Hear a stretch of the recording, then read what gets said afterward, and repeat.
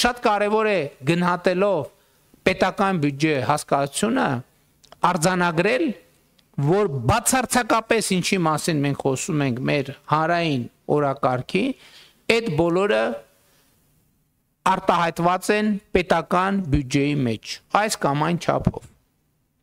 Այսինքն, երբ որ մենք խոսում ենք պետական բյուջեի մասին, պետական բյուջեն մեր հանրապետության ամբողջ կյանքը կազմակերպելու մասին է։ Հանրապետության կենսագործունեությունը ապահովելու մասին է, ներառյալ յուրաքանչյուր քաղաքացու կյանքը եւ կենսագործունեությունը ապահովելու մասին։ Բայց ես շատ կարևոր եմ համարում, որ մենք ընդհանրապես մեր քաղաքացիների հետ շատ խոսենք պետական բյուջեի երևույթ, ինքներս իրար հետ շատ խոսենք, մենք բավարար չափով խոսում ենք, բայց էլի ավելի մանրամասն խոսելու տեղ միշտ էլ կա, բայց կարևոր է նաև մենք մեր քաղաքացիների հետ մանրամասն խոսենք, թե այնուամենայնիվ ինչ է եւ ինչպես է ձևավորվում պետական բյուջեն։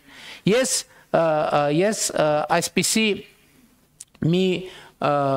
մտավարժանք եմ արել այսօր փորձելու համար մեր քաղաքացիներին եւ ավելի պատկերավոր մաքսիմալ բարձ ներկայացնելու, թե ինչ է պետական բյուջեն եւ ինչպես է այն ձևավորվում։ Իրականում կարծում եմ պետական բյուջեն լավագույն արտահայտությունն է իրական Հայաստանի այն գաղափարախոսության, որ Հայաստանն իմ տունն է, ժողովուրդն իմ ընտանիքն է։ Պետական բյուջեն ընդհանրապես այս հայեցակարգից բխող բան է, որովհետև պետական բյուջեն մեր համատեղ ընտանեկան բյուջեն է, Հայաստանի Հանրապետության ժողովրդի համատեղ ընտանեկան բյուջեն է, եթե մենք ելնում ենք այն կանխավարկածից, իսկ մենք ելնում ենք այն կանխավարկածից, որ ժողովուրդը մեր ընտանիքն է, այսինքն մեզնից յուրաքանչյուր քաղաքացի կարող է եւ պետք է մեր կարծիքով ասի, որ ժողովուրդը իր ընտանիքն է եւ այդպես է նաեւ իրականում։ Հիմա հասկանանք, թե ինչպես է բյուջեն ձևավորվում։ Եթե վերցնենք 2026 թվականի առաջին վարքյանները, դեկտեմբերի 31 եկավ, նոր տարին եղավ եւ 2026 թվականը եկավ։ Այդ պահի դրությամբ Հայաստանի Հանրապետության պետական բյուջեի եկամուտները 0 են։ Այսինքն 0.001 վարքյան։ Այդ պահի դրությամբ Հայաստանի Հանրապետության պետական բյուջեի եկամուտները 0 են։ Պատկերավոր ասած, եթե դա համարենք ընդհանրապես 0-ական կետ, այդ պահին Հայաստանի պետական բյուջեին ոչ մի լումա չկա։ 0 է։ Բյուջեի գումարը 0 է։ Իհարկե, քանի որ բյուջեն շարունակական process է, ինքը տենց մի տարում չի սկսում 2026, եթե սկսեր մեր բյուջեի պատմությունը 2026 թվականի հունվարի 1-ից, ուրեմն կլներ 0, բայց քանի որ շարունակական process է, սովորաբար նախորդ հաջորդ տարվա ծախսերի մեկնարկի համար նախատեսվում է ռեզերվ բյուջետային եւ նաեւ նախորդ տարվա եկամուտների չծախսված մասը փոխանցվում է պետական բյուջե, այսինքն ընթացիկ ծախսեր իրականացնելու համար։ Բայց եկեք պատկերացնենք, որ 2026 թվականը բյուջետային համակարգի մեկնարկի կետն է։ Մենք էլ քննարկում ենք 2026 թվականի պետական բյուջեն։ Ուրեմն կեսգիշերի դրությամբ եւ նույնիսկ մի ժամ անց պետական նույնիսկ 2 ժամ անց, նույնիսկ 3 ժամ անց, նույնիսկ 4 եւ 5, նույնիսկ առավոտվա դրությամբ պետական բյուջեի եկամուտները 0 են։ Հիմա ինչպես են ձևավորվում պետական բյուջեի գումարները։ Պետական բյուջեի գումարները ձևավորվում են հիմնականում արտաքին բաներն էլ, համագործակցություններն էլ սպայն հաշվի չեմ առնում, ձևավորվում են հետեւյալ հարկերի միջոցով կամ վճարումների միջոցով, ավելացված արժեքի հարկ, ակցիզային հարկ, եկամտային հարկ, սոցիալական վճարներ, շահութահարկ, շրջանառության հարկ, պետական տուրքեր, ներառյալ մաքսատուրք։ Այսինքն Հայաստանի Հանրապետության պետական բյուջեն ձևավորվում է այս հարկերի միջոցով ձևավորված խողովակներով տեղի ունեցող վճարումներից։ Հիմա ինչպես ես ուզում եմ ցույց տալ մի փոքր գիծ, մեկ կամ երկու փոքր գիծ բյուջեի ձևավորվում։ Հունվարի լույս 1-ի գիշերը բնականաբար առավոտյան խանութում մեծ հավանականությամբ, ասենք օրինակ լինում են ապրանքներ եւ մատակարարվում են։ Վերցնենք ամենապարզ օրինակներից մեկը, գիշերը արտադրողը արտադրում է թթվասեր։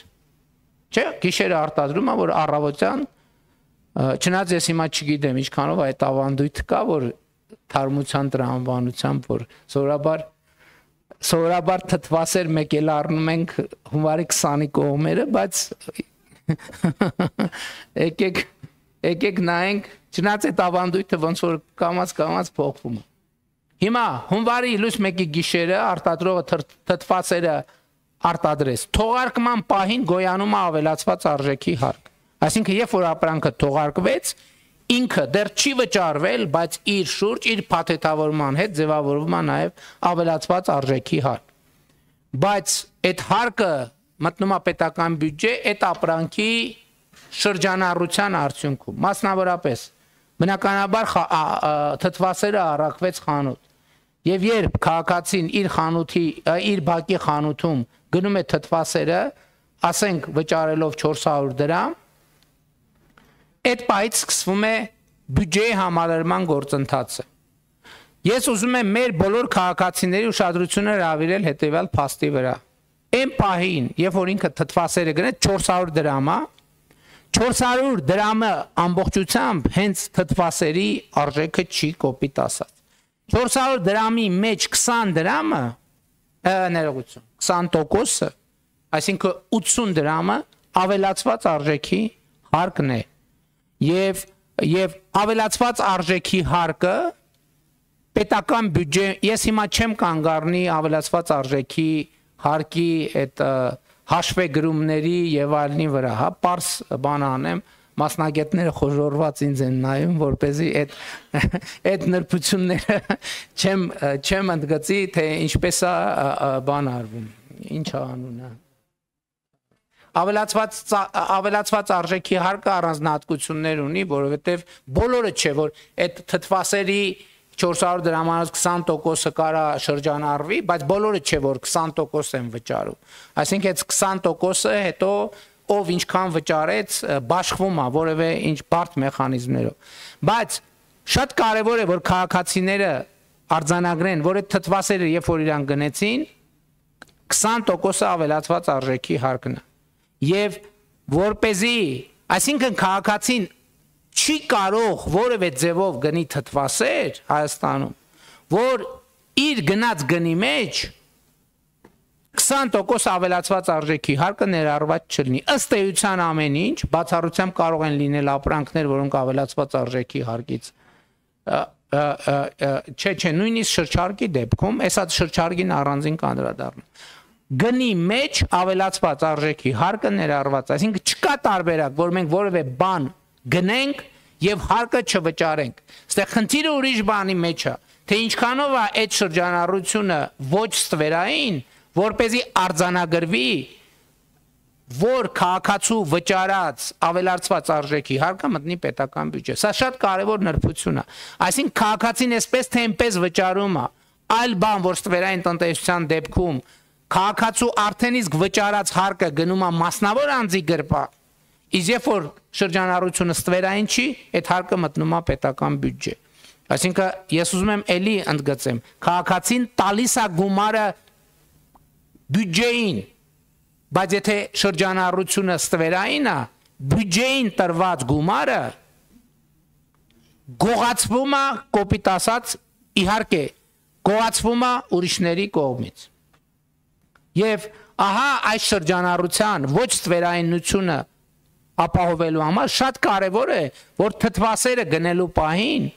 խանութը դուրս գրի ՀԴՄ, այսինքն մեր